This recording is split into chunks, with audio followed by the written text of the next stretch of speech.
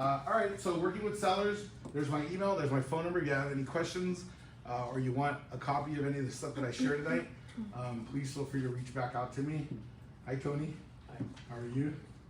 All right, so let's get started. So, what happened there?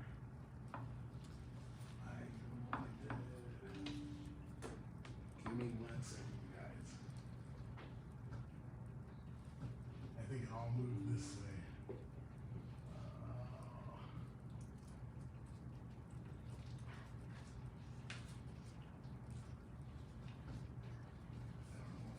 If you just click like right here, Come back? screen, yeah. Let me see. What's weird is. There you go, just click.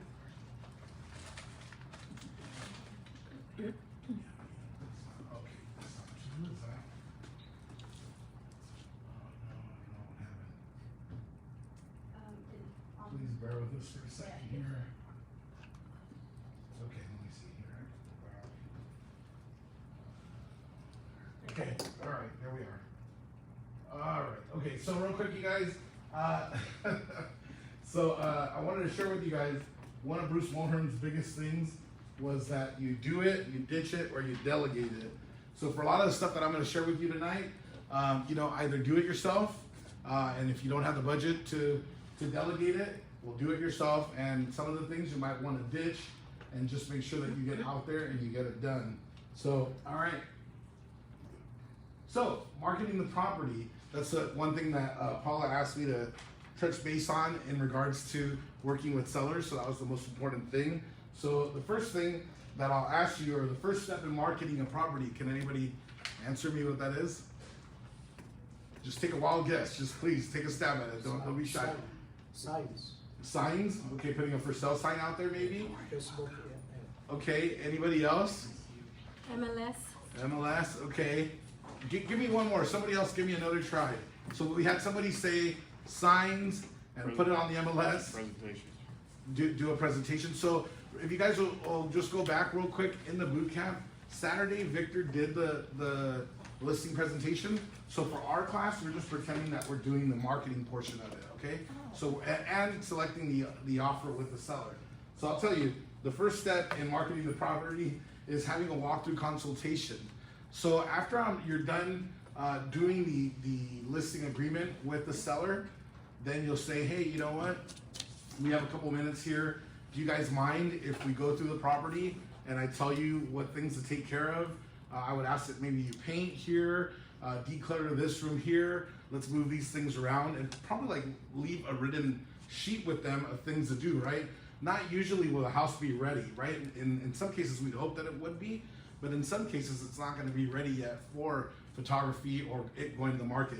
Do you guys find that usually when you've sat with a seller, they usually tell you, well, we'll be ready in about 2 weeks to go on the market or so on? Is that usually the case for most of you? Yeah. Yes, no? Okay. So the first thing doesn't come with it. You said marketing. Yeah. So the first step in marketing is different than how you market, or you want to get talk to the seller how he can sell the. Yeah. So first you want to declutter. Have them get the property ready for the marketing. That's the first step. So the second thing that you're going to need to do is the most important thing, is to schedule photography, video, and drone. Now this is one of those things where I'm saying if you do not have the budget for it, okay, then you're going to need to delegate that out. Do it yourself or ditch it or delegate it. Well, of course you're not going to be able to ditch it. So maybe you'll use your phone these days. Apple phones do have the capability of having good photography. So give me 1 second, you guys. I want to switch out of here and go to, let me see. I want to show you a couple ideas here. So this is a company that I use, that I delegate out to for, my photography and my video. So if you'll see, give me a sec here. Okay, there you go. So what they'll do is they'll go out, they'll do the video, the drone, and the photography for your MLS photos, right? It's not cheap. It's probably about like $540 for them to do all three. Now, if you call them and give them Berkshire Hathaway's information, they'll give you a discount of like $50. and then whoever you refer to them will also get a $50 discount. So it works out in the future. So anyways, they're called QuickBid. I'll give you their information in a second. But let me show you like what they do here.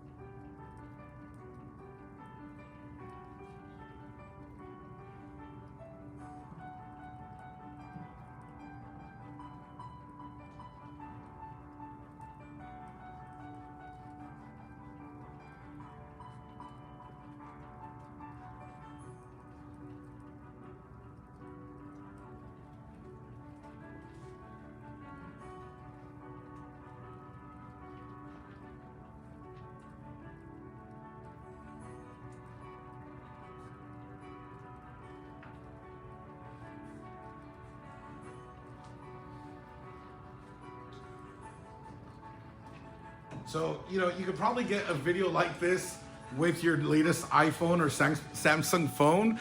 But of course, these people are professionals. This is all they do every day. When they come out, they have the latest cameras with them. Yes, sir. Did you have a question?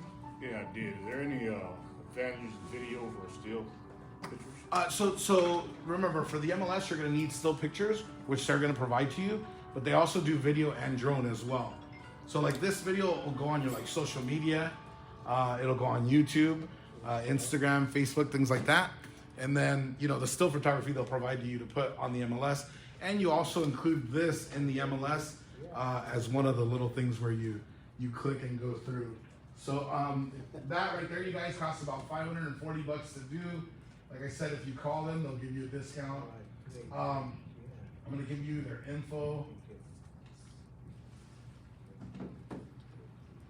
Real quick, if you want to write that down, they're called QuickBid. And you know what? I don't know if I have their phone number. Oh yeah, if you guys want to write their phone number down, it's 800-971-3206.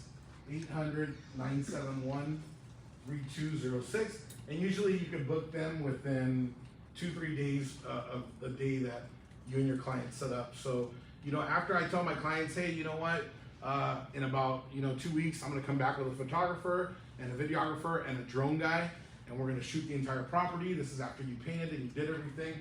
And so then they'll give me a date that they want the person to come back, and this is what I'll bring back is I'll bring QuickBid to do all this stuff. And usually they're done with everything within 2 days after the shoot, and then you could go right on the MLS. So, all right, moving on. So we already said that, video and drone. What's the company's called? It's QuickVid, KWI. KVID. KVID. Yes. Thank you. All right. So the week prior to hitting the MLS, and I'm not going to talk about open houses because that'll be a different class. But one thing that I really want to impress on you is that the week leading up to your first showing, which usually I'm going to recommend to you that you do at your open house, make that the first day that you show it. I would really say that you pass out 100 open house flyers door to door, inviting the neighbors, because they usually know somebody that wants to move into the neighborhood, or they've talked to somebody in the past that wants to move in. So do that. And if you go in the resource center right now, it's so easy, you guys.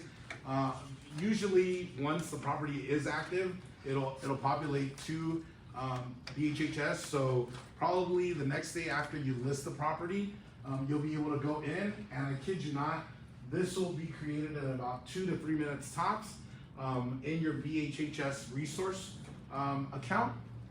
You don't have to do anything. I mean, if anything, you might want to edit the description, I think. There might be a couple little items, but for the most part, it populates the entire thing. I think that this populated everything except for the QR code. The QR code I put to my website. So when people scan that, it went straight to my website. So that's one example of one. And here's an example of another one. Same thing. And like I said, in the BHHS resource, this is a thing that you get free to you for being a BHHS agent. You get these flyers made. And now you also have the capability of marketing other properties with flyers by just going in there and selecting, showing other properties from other listing agents. So, all right. So people at Starbucks, Coffee Beans, and restaurants are where? Can anybody tell me? Everywhere. They're everywhere. So when you go to Starbucks, usually what do you see people doing? On the computer. They're on the computer. They're on their cell phone, right? Restaurants. I mean, the other day I went to a restaurant. It was a husband, wife, and 2 kids, and they were all on their phones, right, online. So you want to make sure that you are doing online and social media marketing of your listings. You got to make sure that you really cover that, because that's where the majority of the people are at these days. They're not really on the newspapers anymore. They're not really driving neighborhoods following open house signs, although I will touch on that in a sec. But more than anything, they're online and on social media. And I'll never tell you to do anything that I wouldn't do myself and that I wouldn't put my money where my mouth is. As you can see here on the bottom right corner, it says boost again. What that means is I paid money to Facebook to advertise this open house. So you see there, open house, 717, 12 to 4. It's got the property address, 3 bedrooms, and then I also throw in like a little hook to grab any first-time buyers where it says, purchase this or any home with only $10,000 total, including closing costs, ask me how. And it says call Texas DMS for a private showing, and it also has a link to the property website and my website as well. That's just for one in Norwalk. And here's the other one, the one that you just saw the video of. That's another one as well. So I really highly recommend that you do social media. Allie, can you have one up right here? The other thing, when you do Facebook ads, a lot of the times it transfers over to Instagram, and I can't tell you how many times I've had people come to an open house and say, hey, I was driving downtown and I was scrolling through my Instagram and you popped up, and this is why I'm here. So you really got to be advertising on social media if you're going to want to, make sure that your listing is sold in a timely manner. All right, let everyone know. So, when you do market that property, if you have an outbound dialer like Mojo or Espresso or Vulcan or one of those, I really recommend maybe Googling 100 or searching, 100 properties around your listing and doing outbound calls, inviting the neighbors leading up to that week on the open house. And just inviting them, letting them know that you have a listing, and if they know anybody else that's in the neighborhood that's interested, make sure that you text all your friends and family and any clients that you have or past clients that you have. Even though they bought a house maybe like 3 months ago, usually they say that pregnant women recognize other pregnant women. They stand out to each other. So people that are interested in the market or recently had a transaction, they're usually gonna know somebody else that wants to buy or sell a house. So make sure that you text everybody that you got a new listing. I highly recommend that. Number 6, can anybody tell me what the best day to hit the MLS is? Thursday, Wednesday. Friday. All right. So I'll tell you guys, my favorite day to hit the MLS is on a Tuesday, and I like to do it on Tuesday morning.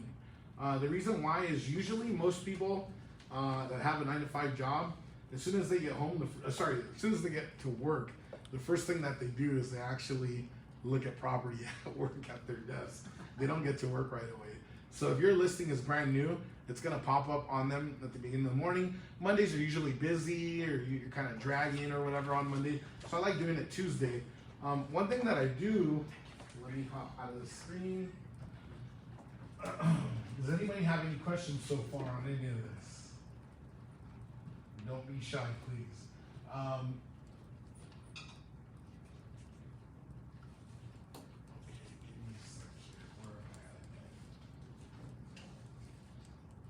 Okay, there we are. All right.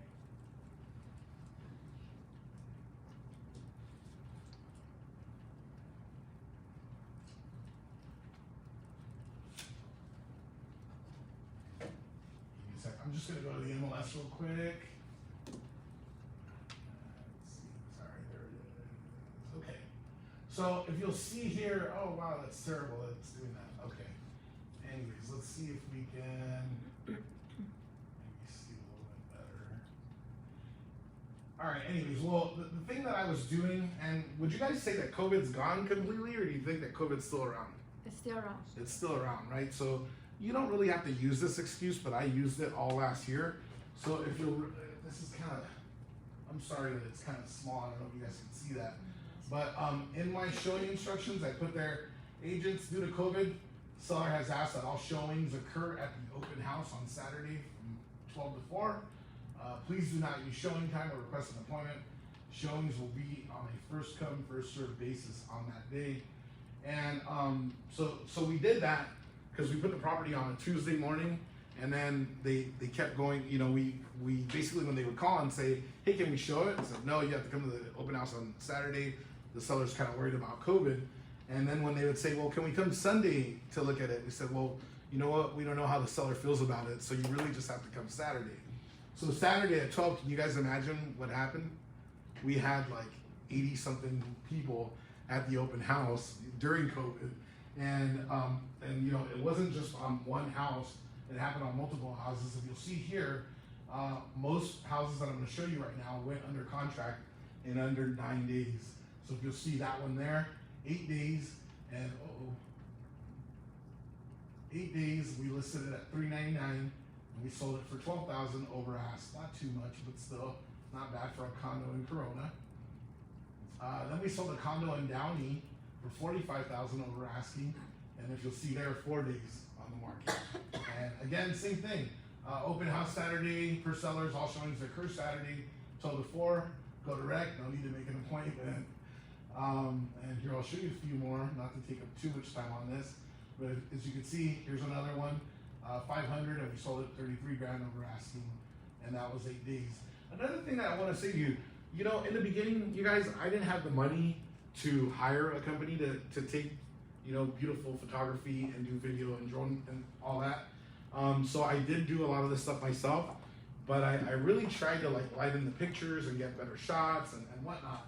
But once I was able to afford somebody that was like $200 for a package like this, I started doing it because I always thought to myself, one day people on an interview or considering interviewing you are gonna look back at your portfolio, right? Of what you've done. They're gonna look at your reviews, they're gonna look at the photography that you had out there, the videos that you had out there. And if you've been putting, you know, dark pictures with your phone from 1992 or whatever, they're gonna be like, wow, this person really doesn't care about what they're putting out there. But if most of your stuff has amazing photography and video, and then great write-ups, they're gonna really look back and go, wow, this person's really been doing this for 10 years, and it shows, and you know, you have a better shot at getting the listing. So once I had a budget to do that, I made sure that we kept doing professional photography and video. And again, if you see, you can see that far, all of these are 9 days on the market, some less days than the others. So, all right, oh, that one went 10 days. But all right, so let me get out of there. Any questions about that so far?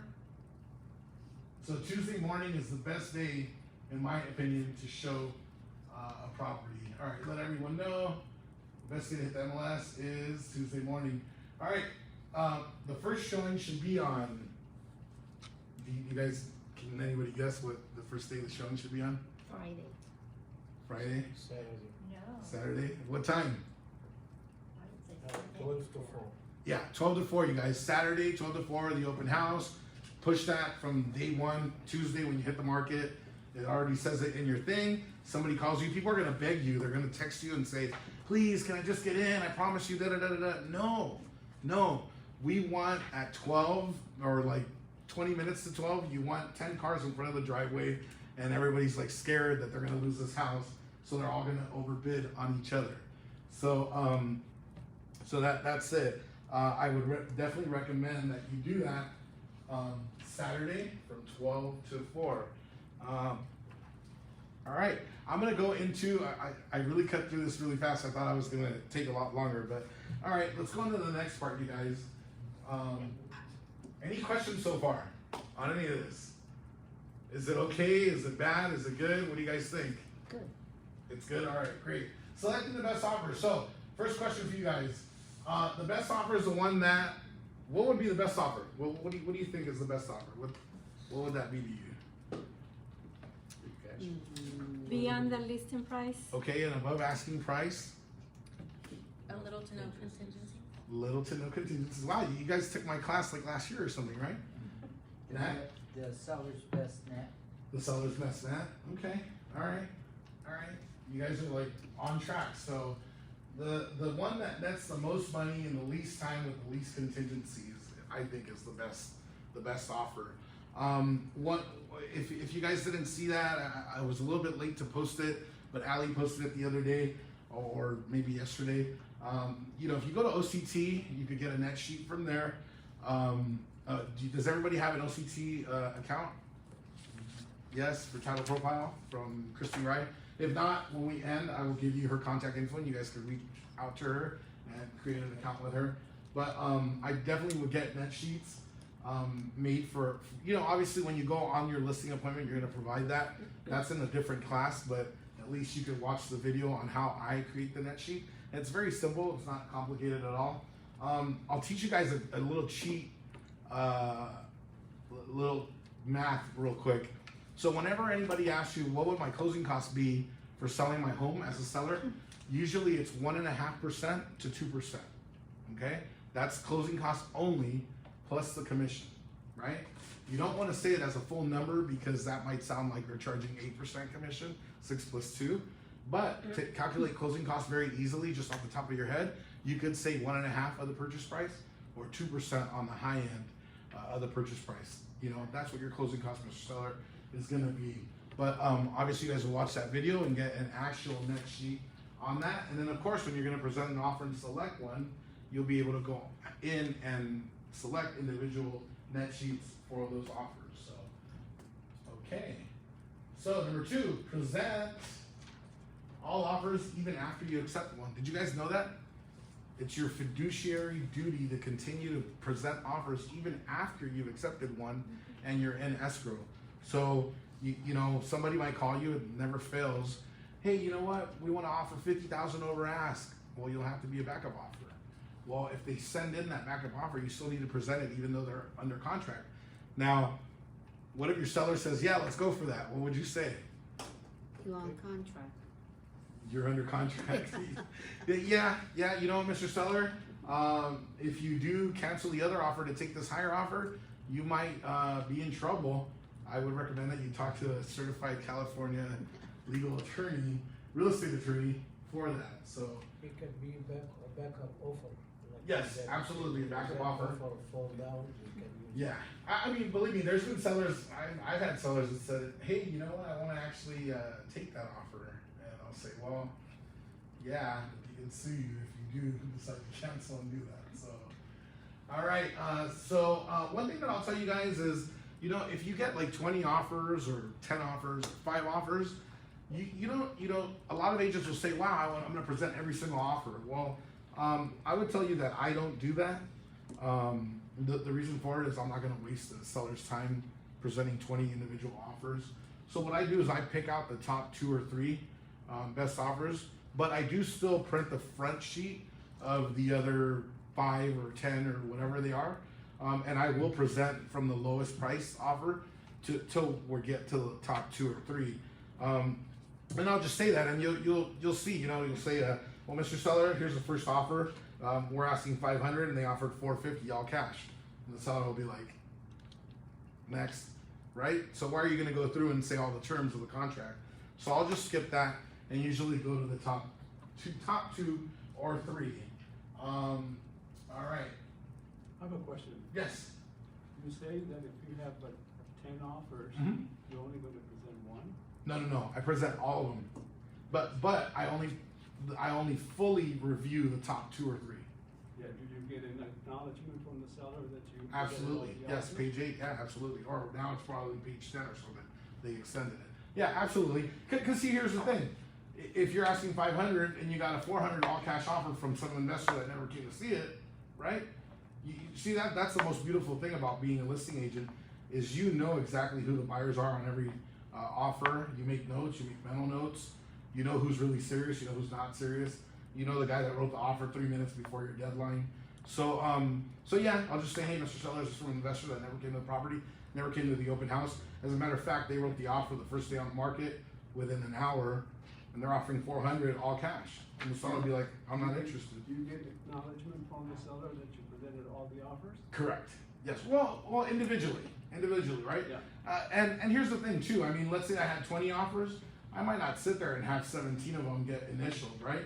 Now, if you as an individual agent ask me, hey, I want to know that my offer was presented, I'll go back to the seller and say, hey, can you initial this? Somebody wants it, you know?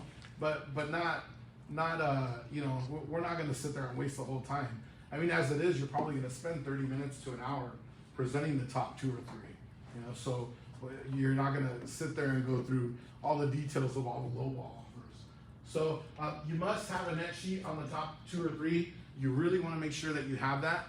And you also want to make notes of the contingency periods on there. And the other more important thing that you want to have on there too is all the insight stuff, right? Because sometimes people will hide, they'll give you a really strong offer, but then they'll hide $20,000 worth of closing costs somewhere in there, right? Or they might want full clearance of termite and somebody else doesn't want that. So you want to make sure that you make notes of that. You know, you're working for the seller here, so you want to make sure that you're protecting them, making sure that nobody's going to take advantage of that.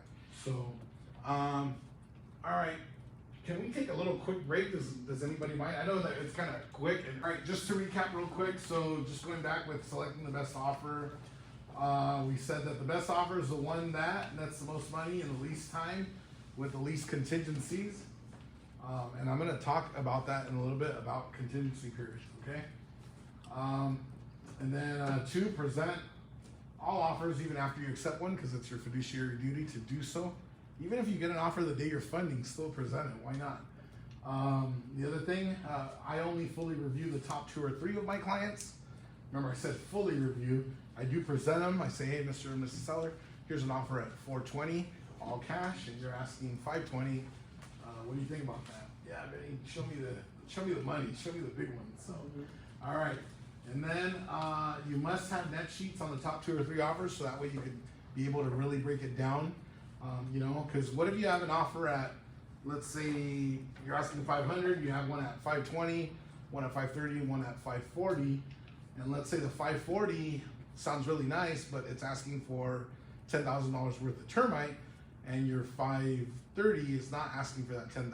Maybe the net might be better without the termite. So you have to look at all those different items there.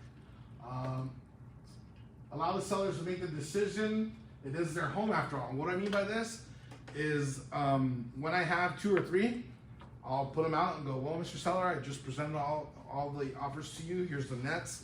And, you know, I told you this family came to the open house. They were the first ones to write the offer, and they're the ones that came in $50,000 over ask. You know, this is an offer from a different family. They wrote the offer 5 minutes ago before I met with you. And then this other is just a couple. They're new to the area. They're from out of state and whatnot.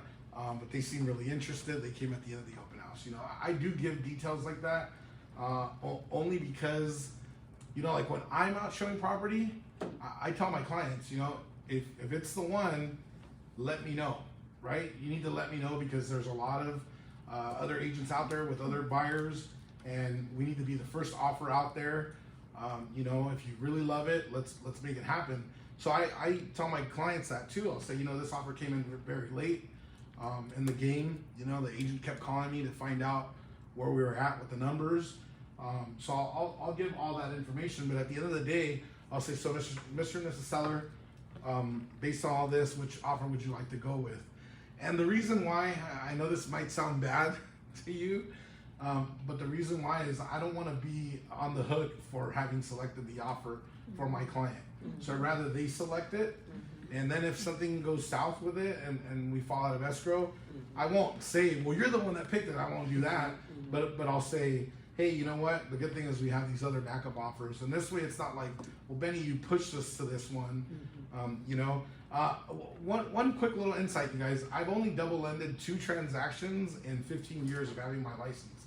So that should prove to you that I'm not about double ending the transaction at all. The 2 times that I had though, I will say that when I presented my offer, I said, well, Mr. Seller, this is possibly the top offer from one of the best agents in the country.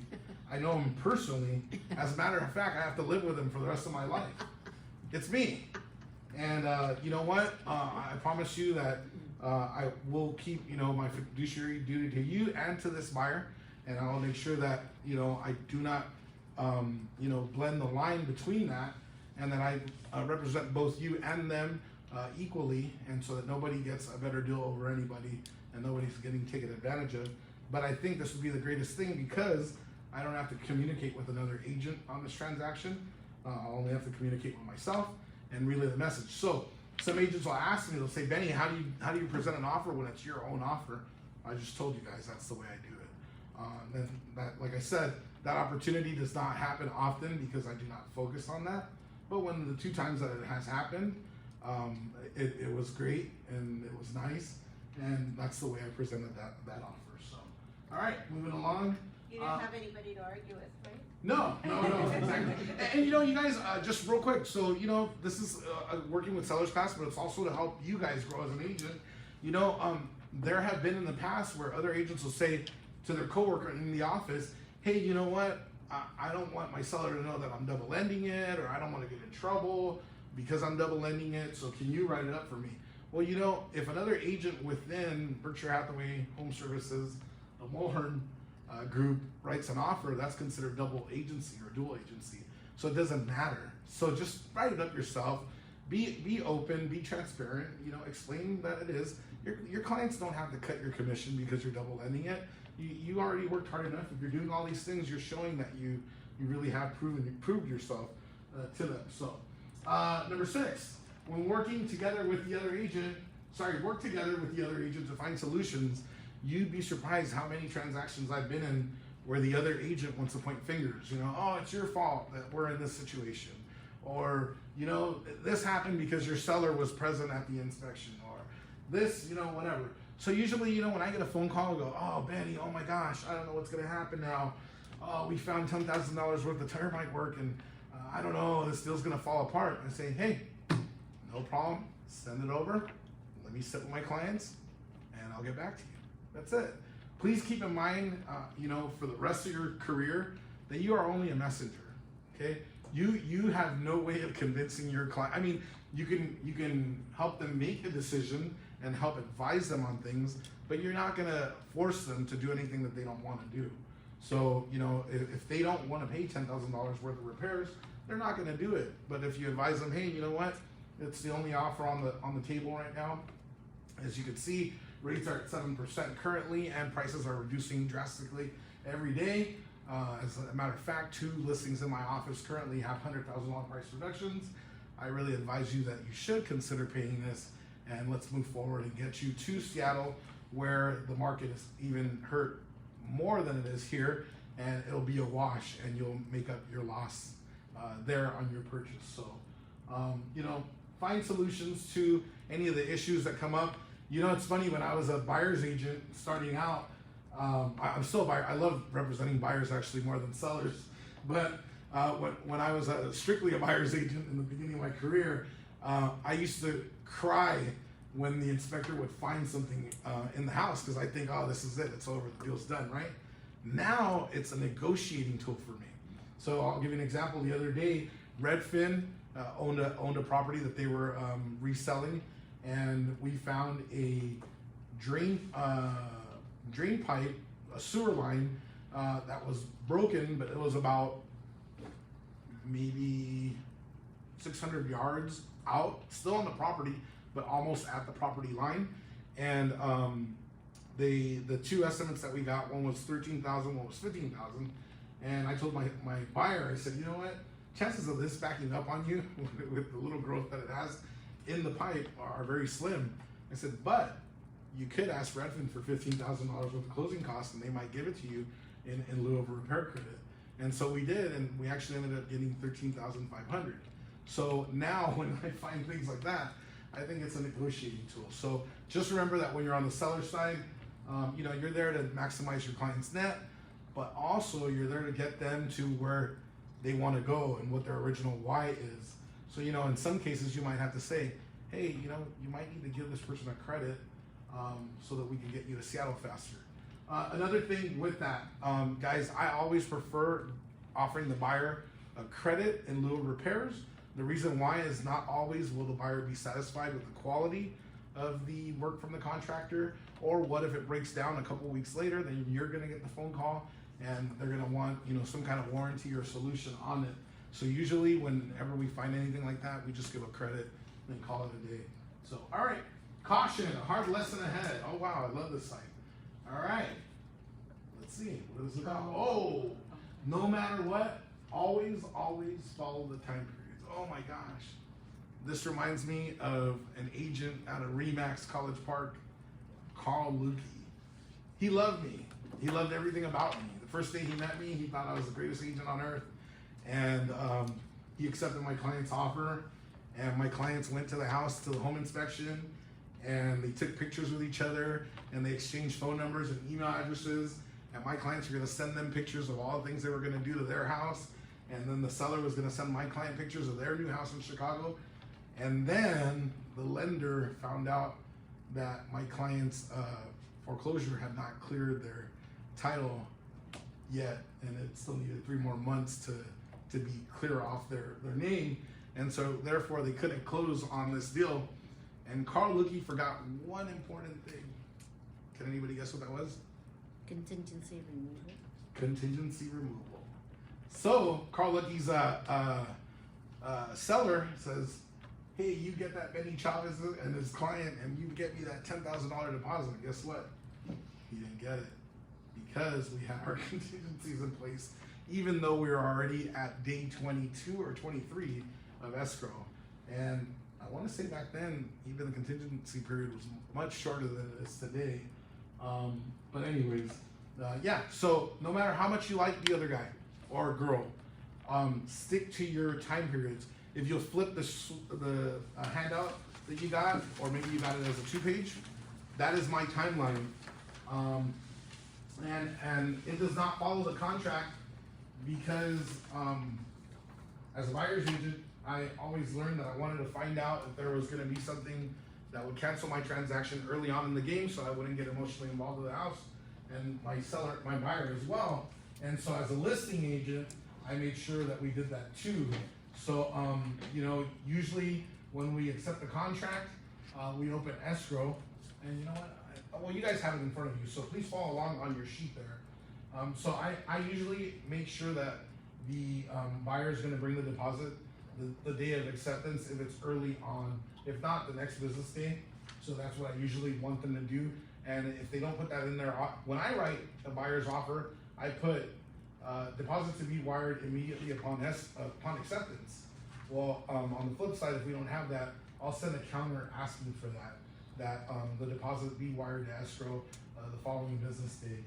So you'll see there the second thing says receive deposit. Well, it says due by 3 days after, right? Because that's what the contract does default to that.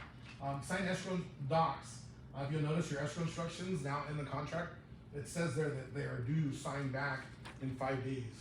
So, so I make sure that, you know, I'll call escrow. Hey, did they give you that? Now here's the thing: if you don't have the other party sign escrow instructions, you technically don't have a fully executed transaction going. Escrow will not recognize it. So they could, in a sense, maybe call their deposit back and quite possibly get it. I mean, it's not that easy, but you want to make sure those escrow instructions are in early in the game. Number 4, deliver disclosures. They're due by no later than 7 days after that acceptance. That's the default on the contract. If you're going to do a termite inspection and you're going to deliver that report, also you want to have that no later than 7 days. Because what happens if you give a termite report to a buyer at day 20? Does anybody know? Day 20. Yeah, at day 20, if you gave a termite report to a buyer, if that was part of the contract, what happens? You can back up. The buyer has 5 extra days to review that report and approve it and proceed with the transaction or cancel. So every time you deliver a disclosure or material fact of the property to the buyer, they get an extra 5 days. So you don't want to deliver stuff after 7 days because you're just adding to that contingency period. So even if they remove the contingencies, the contingency now goes back into play because they had that right because of that delivery of that late document.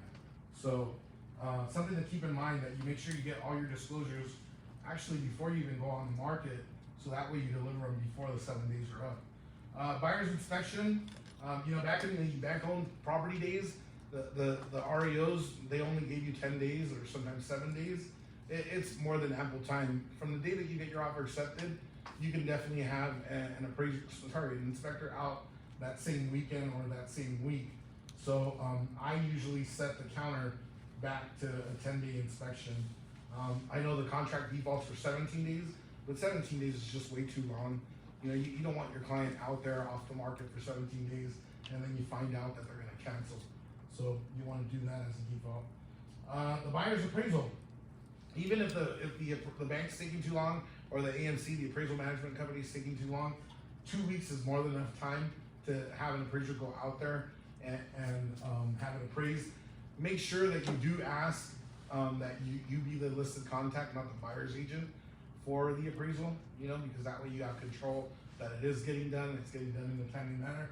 And I always meet the appraiser, but you can't influence them these days, so you can't give them your comps. Sometimes they will take them, but usually if you price it right, you don't need to. End the contingency. I end the entire contingency at 14 days because a good lender should have an approval at 14 days, especially when a lot of lenders these days can close in 15 days, right? So you should have a full lender approval at 14. Termite clearance, due by 20 days after. So if you are gonna provide clearance, I would try to have it done by 20 days on a 30-day escrow so that it does not hold you back at the end. The final walkthrough you wanna do at day 25, 5 days before the close.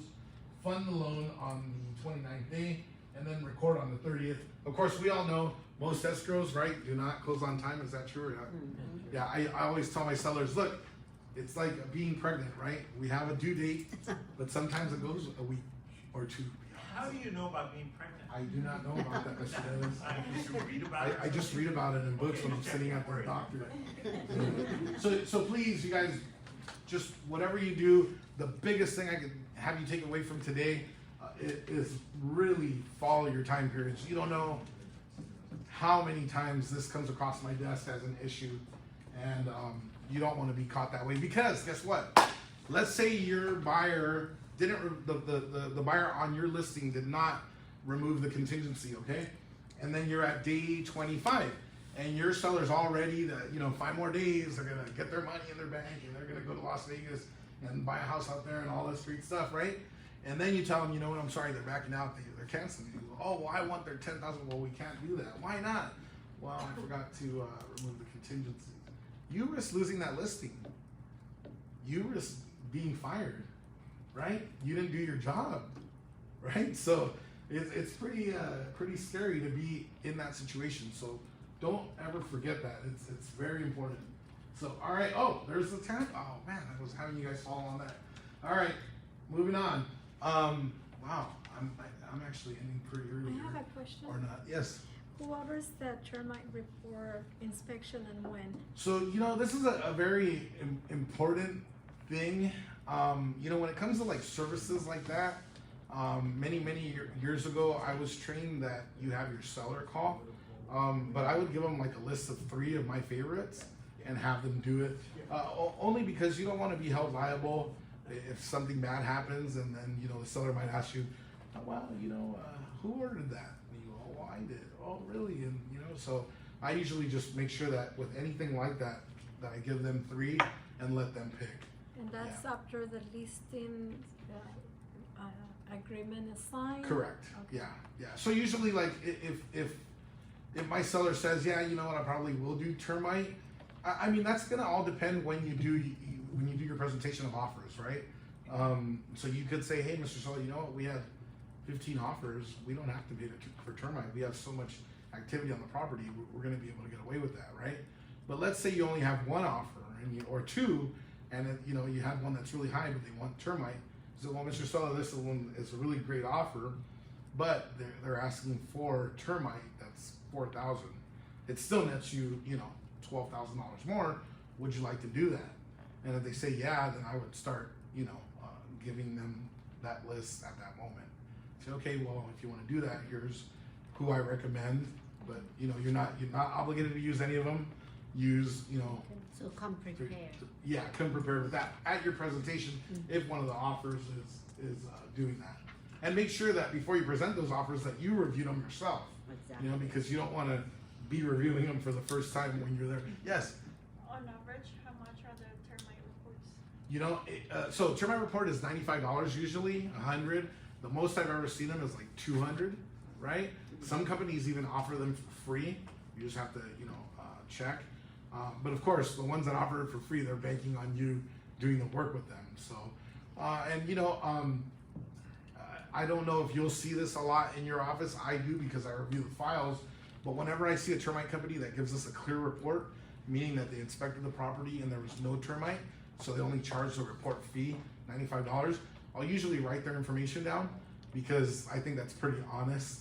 If you're gonna give a clear report, that says a lot about you, in my opinion, as far as a termite company goes, because it's real easy for a termite company to just say, oh, well, there was some light infestation right there. We're going to charge $600 for that, So when I see a clear report, I'll write those down.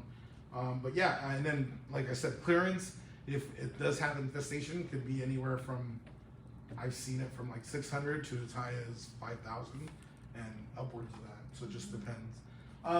Going real quick back to the net sheet, there's a little video online that Ali posted, but I'll give you that's probably the easiest way, and the way that I do it is by doing the net advantage on OC title.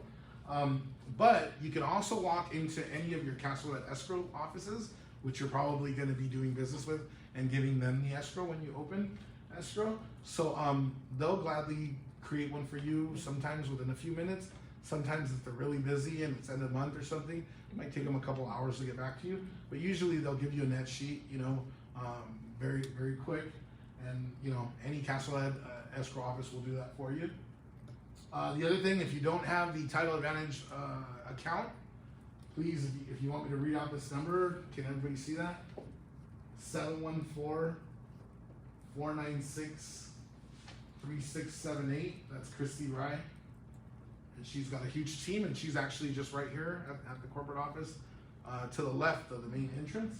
And any of her guys over there or herself will help set you up with an account for that, which is good because you want to have, title information, access to that. And also she's got a lot of calculators. One thing we discussed in our office meeting today was Prop 19. Does everybody know what Prop 19 is? It's where if a seller sells their home and they've owned that home for a long time, they can take that tax base to a new property, whether it's an upsize or a downsize, and pretty much take almost a big majority of that tax base with them. Well, there's calculators on her website, octtitle.com, and you can put in different scenarios in those calculators and do that. Another thing, before I forget, you guys, so if yes, sir. Do you have to be a certain age for that, Prop 19? I believe 55 and over, if I'm not mistaken. Yeah, but you can check with her just to be 100% certain.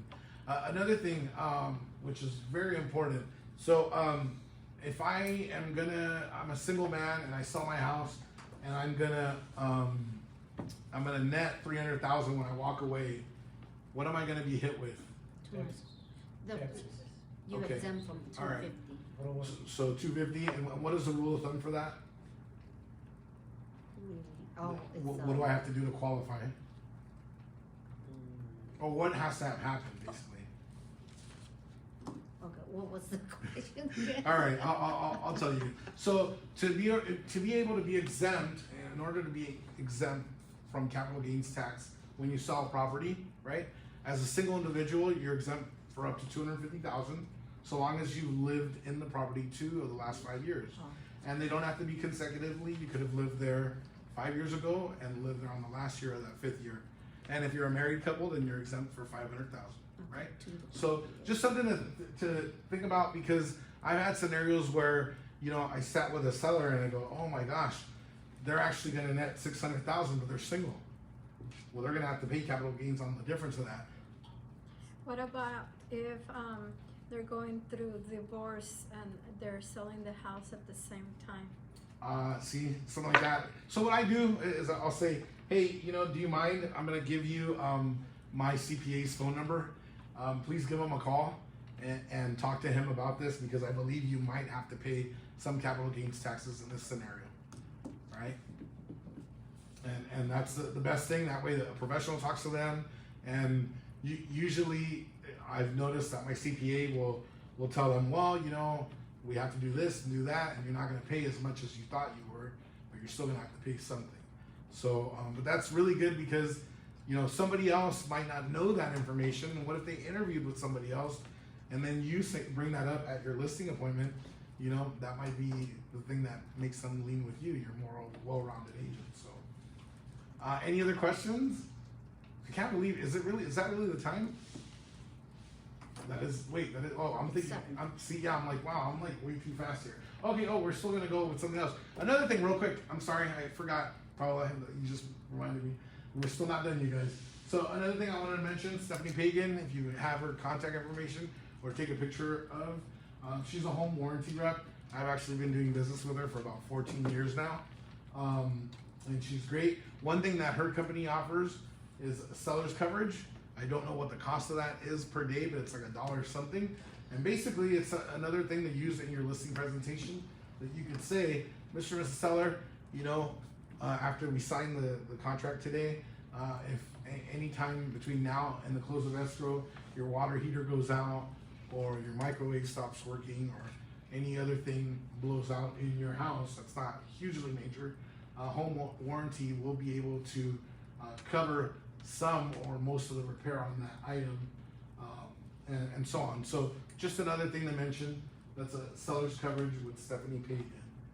And I believe now, and the last but not least, you're gonna need an NHD report.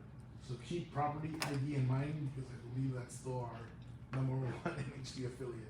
So all right, I'm gonna switch screens now, and we're gonna go over the residential listing agreement.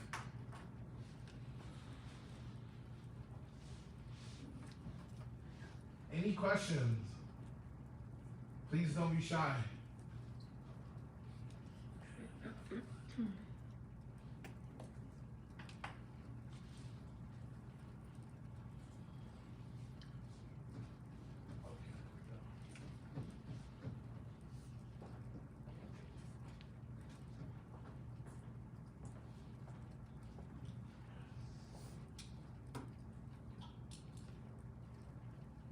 All right, is that big enough? All right. I think most of you know how to present this. Yes, no? Have you taken the contract class? I'm gonna present it to you guys the way that I would present it, and it'll be pretty quick. But so, Mr. and Mr. Seller, you know, we already went over the you know, marketing that I'm gonna do, and my listing presentation and everything else, and we agreed on commission and everything else. Your net. Now all we have to do is the fun part, the paperwork. So the first page that we're looking at here is a disclosure. And this is the disclosure regarding real estate agency relationships. And basically what it says, Mr. Seller, is that every agent plays a role in the transaction as either the seller's agent, the buyer's agent, or an agent representing both the seller and the buyer. In this scenario, I am disclosing to you that I am the listing agent and your seller's agent. And you can read on about this later if you'd like as to what, you know, everything is, but I'm disclosing to you that that's who I am. So please sign here. All right, moving on. So please don't do what I used to do 15 years ago. I would read line by line, and actually one time all the conference rooms in the building were occupied, so I brought my the buyers in here, and I read them the purchase contract line by line, and they fell asleep. they literally fell asleep, and they said, "Hey, can we just sign the whole thing and we'll read it at home later?" So, all right. Fair Housing and Discrimination Advisory. Mr. Seller, this just talks about fair housing and discrimination and how we're not supposed to do that. You can go ahead and read all the details about that. And here it gives you, examples as to what can be discriminative behavior and what the classes and characteristics are. And you can go ahead and review that on your own. And please just sign here. All right. Mr. Seller, oh, this one's fun, okay? Possible representation of more than one buyer or seller. So, does anybody want to try to take a stab at this? How you would present this one? Yeah? So basically it's saying that we may be dual agency, that either me or someone in my company or my brokerage may bring someone to a buyer, and that will be a dual agency. Got it. Okay. And that's the to the point explanation of that. I'll tell you guys how it took me for a while, and I'll make another recommendation to you. Please watch $1 Million Listing whenever you get a chance. I know that you might think that it's scripted and fake. There's a lot of things that you could learn on the show. For example, I learned how to present this in it. So do you guys know Ryan Serhant, the guy with the gray hair, young, tall New York guy? Yes? No? Ryan Serhant. Okay, Ryan Serhant took a listing at 24 Main Street, and then he took a listing at 38 Main Street. All right, same street, just a couple, feet away from each other. And he took a listing on each property from 2 different sellers. Well, one day, one of the sellers calls him and he goes, "Hey Ryan, I see you driving up and down the street, and you keep going to 38 Main Street, but you don't come to 24. What's going on? You take buyers over there, but I never see you coming over here." And he goes, "Oh, Mr. Seller, I'm sorry. It's just, that property's hotter. It's got a pool on the roof, and it's in a trendy building, and there's a lot younger people that live there, and your house is a little bit dated, and so on. So, unfortunately, we haven't had any calls." Well, the seller says then, "Well, if I would have known that you were going to take another listing on the same street from me, I would have hired a different company, because it seems to me really that you're just too busy and you're just putting all your efforts over there and not with me." So when I'm explaining this to a seller, I'll say, so that's the example, and that's why I believe this form was created, because it's to let you know, Mr. Seller, whether or not I am representing either another buyer or another seller, in this area.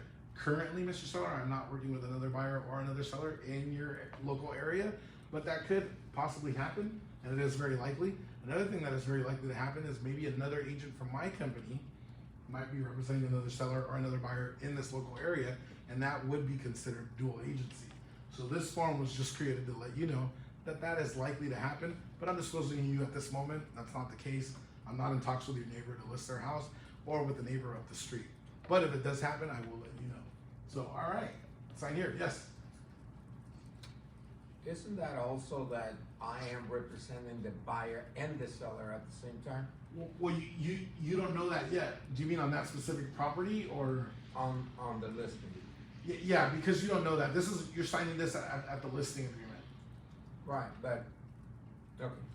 Yeah, so you don't know if you are, but yeah, it's also letting them know that that's a possibility. Right. Absolutely. Right. Yeah. So that could Letting happen. them know in advance. Yeah, you're This basically might happen. Yeah, it could happen, definitely. But because it's been said that it's unfair, now they're asking us to co-work with their co-workers to make it look more fair, right? So it's not gonna be a conflict with interest. That's what I understand. You mean like having another agent in your office? Within your office, immediately say, look, this is to make it more fair to everybody else. Yeah. You represent the seller. Yeah. So like I was saying earlier, it's still dual agency if you do it on your own or somebody else in your office. So the best thing is to just do it by yourself. Right. Yeah. Okay. But yeah, you're disclosing here that could happen. You might end up, and when I say that, sometimes sellers will say, "Oh, well, are you going to charge lesser commission if you represent the buyer?" And I'll say, "You know what? In 15 years, it's only happened twice. I don't think it's going to happen here. But you know what? It's double the work. It's double the work. Right, So, right. in a sense, I will earn my commission because it's double the work. I'm still gonna work representing the buyer. Still have to do inspections, disclosures, appraisal, negotiating, all that. In fact, it's even more work. Yeah. Oh yeah, because you need to really dot your I's and cross your T's if you're double lending. So okay, moving on. But thank you for that question. Wire fraud and electronic funds transfer advisory, Mr. Seller. You know what? This form is more, in my opinion, more for buyers because there's been a lot of deposit fraud going on where somebody intercepted the wire. But at the same time, Mr. Seller, I would tell you that if you're going to choose to have a wire of your money at the close of escrow, which I do highly recommend, because if you do ask for a check from escrow, when you deposit it, there might be a hold because you're cashing out on $1 million. So your bank might take a little bit longer to make those funds available. So I do recommend a wire. All this is asking you, Mr. Seller, is to keep your eyes and ears open at anything that you receive. And I would really ask you that if you get an email or a phone call or a text from anybody asking you for account numbers or routing numbers, that you first check with me or escrow before replying back or answering any phone calls or any emails or texts regarding that, because wire fraud is on high and that could happen. But so just keep your eyes open and make sure that you don't fall prey to this. All right, and now our favorite part, the residential listing agreement. So, Mr. Seller, tonight you're hiring Berkshire Hathaway HomeServices to sell your property, and like I said to you, most agents go for a 1-year listing agreement. I want to be out of. I don't want to be a pain in your side for more than 90 days. So that's why we're only taking a 90-day listing. Was that what that happened? June, July, August, September. Yeah. All right. Great. That's sold already. So anyway, Mr. Seller, I only asked for a 90-day escrow. 90-day listing agreement. I know I could ask for a year or 6 months, but I like to keep it, 90 days. I figure if in a month I don't have your house, under contract, either we priced it wrong or I'm not doing my job. So here you'll find that I put there 90 days. So here's June to September 16th, and here's the property address, situated in Long Beach, County of Los Angeles, zip code, and your assessor's parcel number. Does all that look right to you, Mr. Seller? Great. All right, and then we agreed that we're gonna list your house for $650, right? All right, great. And let's see here. And you said that we're gonna do 9%. I'm just kidding. All right, 6%, right? Yeah. All right. Okay. I get a lot of questions. Where people will say to me, "Hey Benny, we agreed to a 5% listing, but if I sell the house for $660 or more, then I get a 1% bonus." So I say, well, that will go into terms. Yeah, should property sell at $660, and this is, I'm not being exact with you guys here, but $660 or more, listing side to receive 1% bonus commission of purchase price, right? So I get asked that a lot, so that's where that would go. Other things Shouldn't that be disclosed to the buyer's agent? I would say no. Now you're taking a 1% more. If it sells for more, usually, right now, almost every listing out there has an arrow going down, so they're not selling over ask. So it just depends, but yeah, I wouldn't. Yes, sir. Will this also be the same as I'm taking the listing for 6% and I'm only offering 2? No, because you are taking the listing for 5, but you're getting a bonus if you do. No. I understand that, but as the gentleman was saying, Mm-hmm. as long as you disclose that in escrow, that, it's okay, right? Mhm. You keep more than the So- buying agent. So, That's happening would you like to right comment now. on that? I wouldn't have to disclose it to the buyer's agent because you're disclosing on the MLS the 5%. Yeah, that's the, Exactly. yeah. No, No, No, you, no, if you're you get the disclosing listing for 2.5. 6, and you, on the MLS, you're only offering 2. yeah, Yeah. You're keeping 4. That's, you don't have to. You don't Yeah. have to disclose. Yeah, there's nowhere where it says that you have. The only thing is the commission might be used as a dual variable. Right, Correct. that's the only thing you would mark off. You would say, yes, it's a variable. right. Yes, that's Okay. it. Okay. So- You don't have to say what it is, you just, And if you remember, in a lot of like commission negotiation classes that you've taken, they'll tell you, oh well, I charge 3%. My company charges 3%. Now, what do you want to pay the buyer, right? So if it were not something that was legal or ethical, they wouldn't teach that. Yeah. So no, that's totally fine. But anyways, that could go, listing terms, anything that you want to put in there that's not standard. So it's not only about money. You could put, listing terms, should listing agent not bring an offer within 30 days, canceled or something. So whatever edits you want to put there, that's where they would go. Okay. Okay, here a lot of people put the, they'll put 180 calendar days for if they showed, the property to a buyer. I personally, I don't think with cancellation in mind, so I leave that blank. But you're welcome to put 180 days or 90 days. And basically, if you guys know what that means, it's just if you have a list of buyers that came to the property and they were to put a deal together after your listing expires, then you'd be entitled to your commission. I just, I don't, I've never been thinking that way. I think we're gonna sell it. So if you were to write any additional things, in addition, seller agrees to pay broker here, you can write that there. All right, this one, I can't tell you how many times people get this wrong.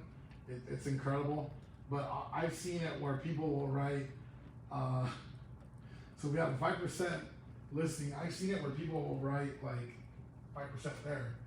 And I'm like, wow, so you don't want to get on the listing site. So make sure that this is whatever you're offering the buyer. In this case, we're going to be fair and offer 2.5% commission on 5%. Okay. Does anybody have any questions so far on any of this? All right. If they had been, in an agreement with another broker regarding the property, they could write that there if they wanted to disclose that. All right, moving forward. Here's where you would write items excluded or included, such as, water softener or, Viking stove or Viking refrigerator, something that the seller does not want to include. You want to know that up front, so that way there's no question about it when people are looking at the listing. If they have any leased items, this is where you check it off, or any items with a lien, such as your solar or AC, anything like that. Traditionally, if you're working in this area, you're going to be a part of the CRMLS. All right. And then of course, I explain to the sellers, I say, there are, believe it or not, agents that will not put your house on the MLS. That's not what we're going to be doing tonight. We're actually going to, once we're done with photography, we're going to go on the MLS. I don't have to explain the reasons for that. You're going to be out there to all the brokers in the area and far away. But here it talks about if you opt to not be in the MLS, if you choose so, my advice is that you don't, but I do explain that to the seller.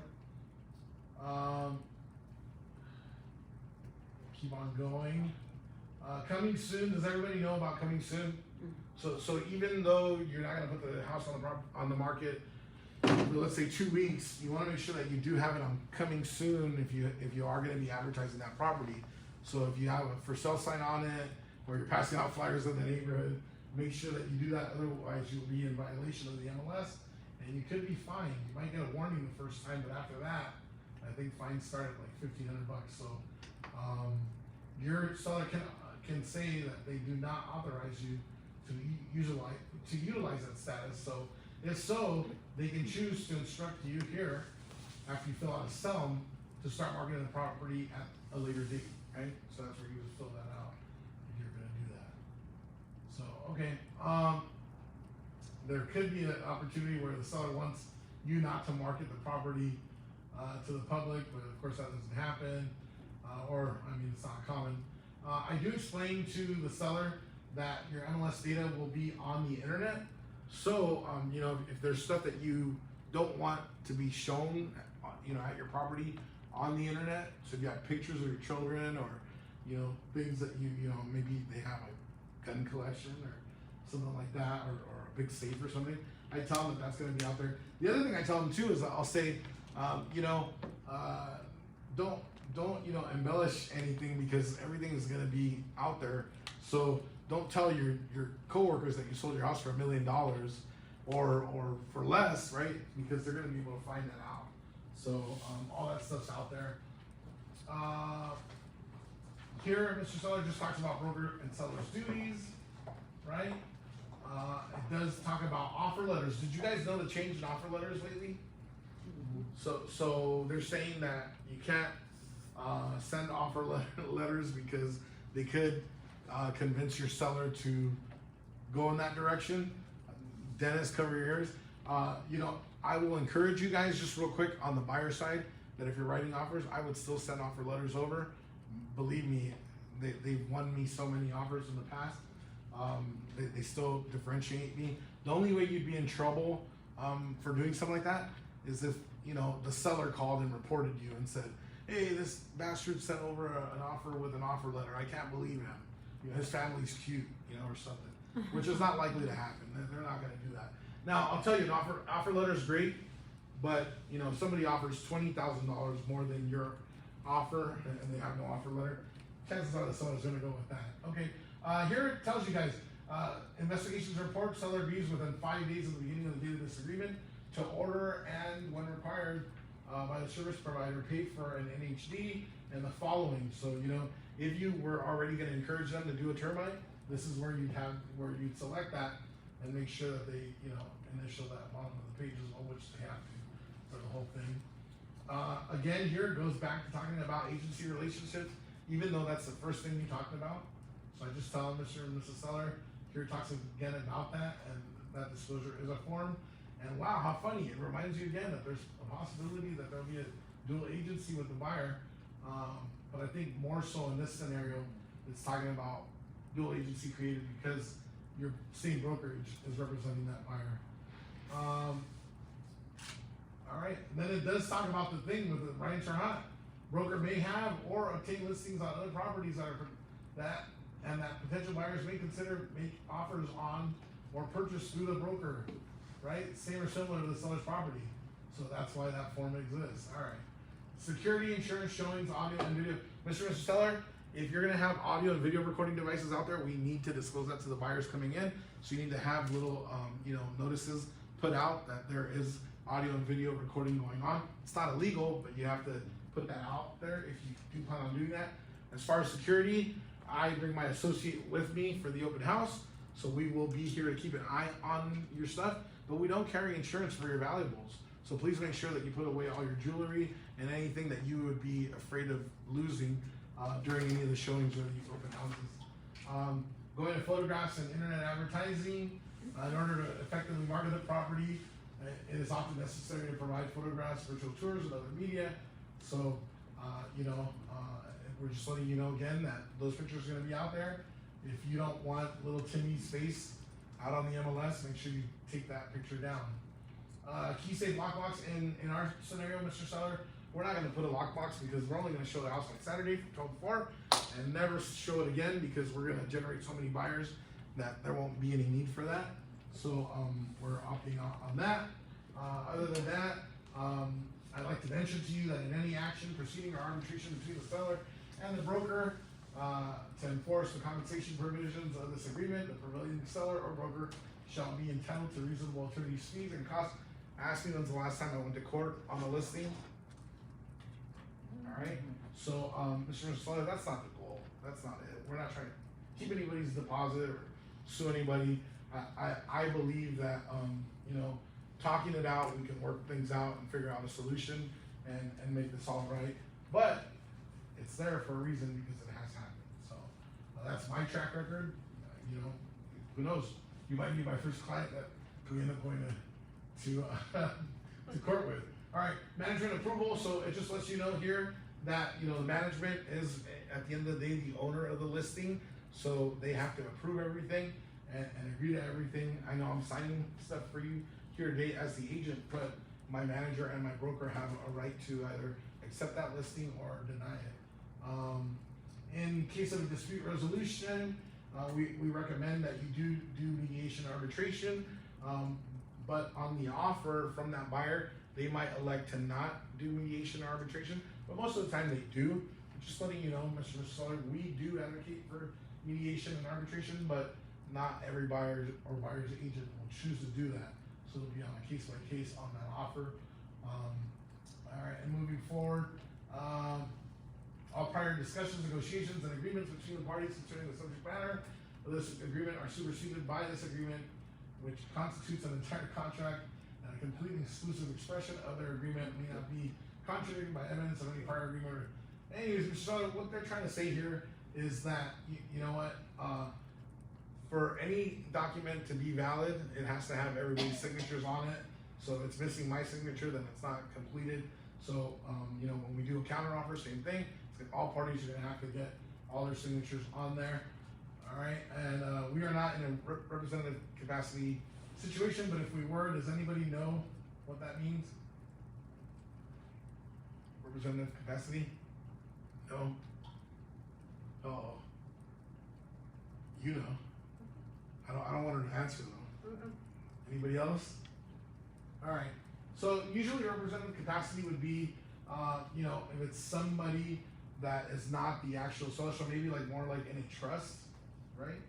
So more like somebody in a trust, if they're like the trustee of the trust, or you know, then they would be, or maybe an attorney might be. So if so, then you know, that person is signing as a representative in that capacity. So if that was the case, you check that off, and it would automatically generate another form that discloses that to them. All right, Mr. Seller, you sign there. Last but not least, the seller's advisory that keeps getting longer and longer every day. But Mr. Seller, this just is an advisory. It talks to you about your duties when it comes to disclosures. Mr. Seller, just put everything on there. I mean, if you painted the house last year, great. If you had a leak 2 years ago, great. Whatever you know about the house, just put it on there. They're gonna find out. They're gonna do an inspection. So you know, whatever you know, just put it out there. If your neighbor comes home at 4 in the morning and puts on the radio at volume 10, please just put it out there. You know, we don't want anything to come back and bite us. If this isn't the right buyer, the one we you know, accept an offer from, there'll be other buyers that will want the loud music at 4 a.m. So not to worry. And here it just talks to you about the statutory duties, Mr. Seller, that you will need to disclose or have to provide. Don't worry, the NHD we will take care of, but you will have to do the SBQ and the TDS. You will have to disclose whether or not there was a death on the property within the last 3 years.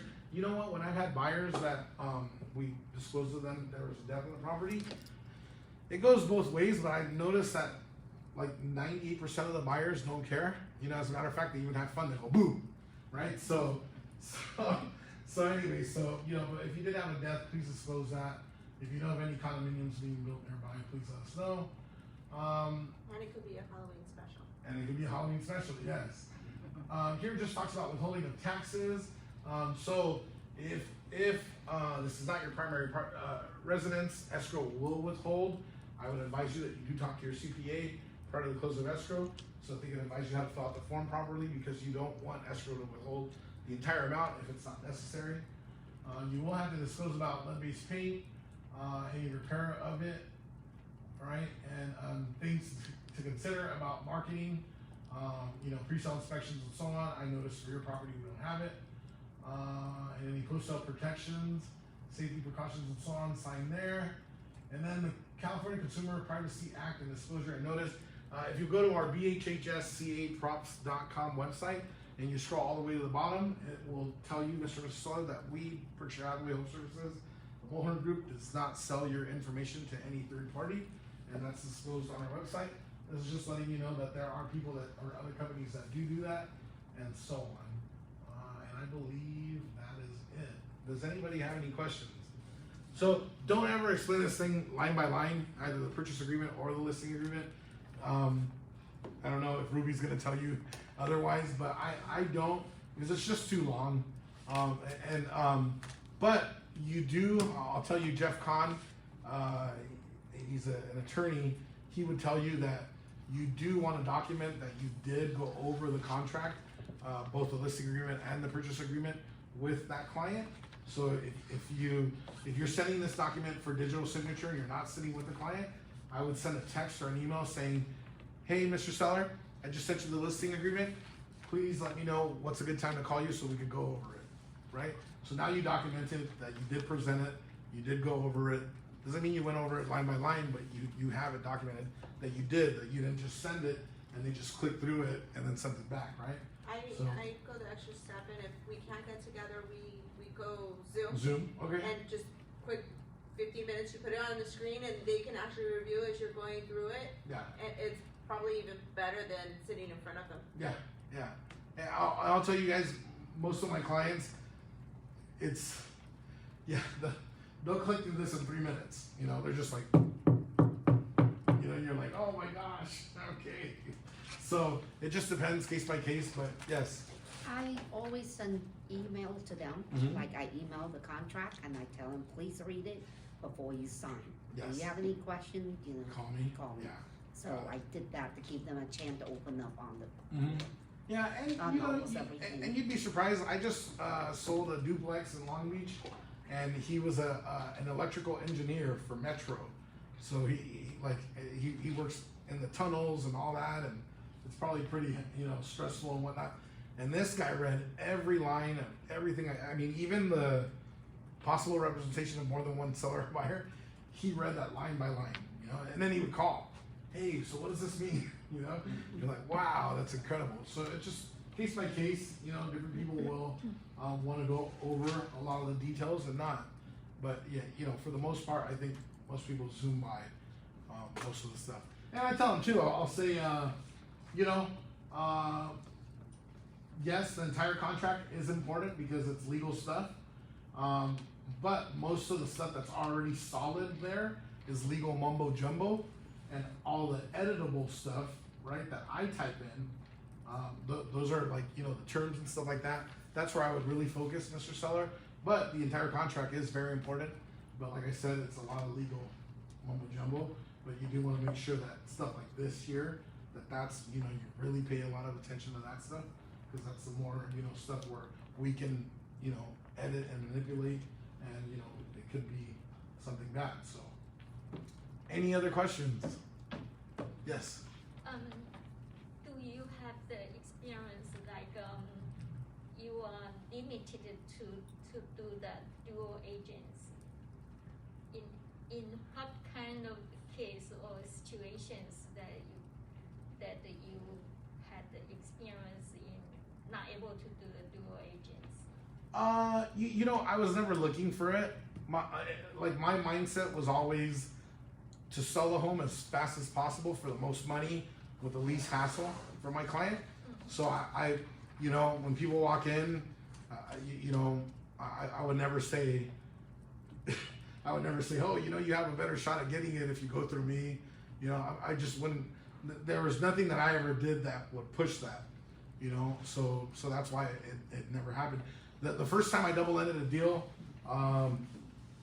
oh gosh, I didn't even share this with you guys because it's part of the open house, but I did want to tell you, the first time I did a double end was probably about, I don't know, maybe 7 years ago, and it was in Hollywood Riviera in Torrance, and it was my listing. It was $1,250,000 or sorry, $1,350,000, and I did 2 open houses back to back, 2 weekends back to back, and I put out. If you're familiar with the Hollywood Riviera, there's you know, the regular city here, and you have to go up the hill. Well, I wanted to drive traffic to my open house, so I put out a bunch of open house signs on Friday night down here, and then all the way up the hill, and it would take about 45 minutes to do at night, but I put out like maybe 30 signs, and I got phone calls from people saying that I should be like every other agent and not put that many signs because it made the city look bad.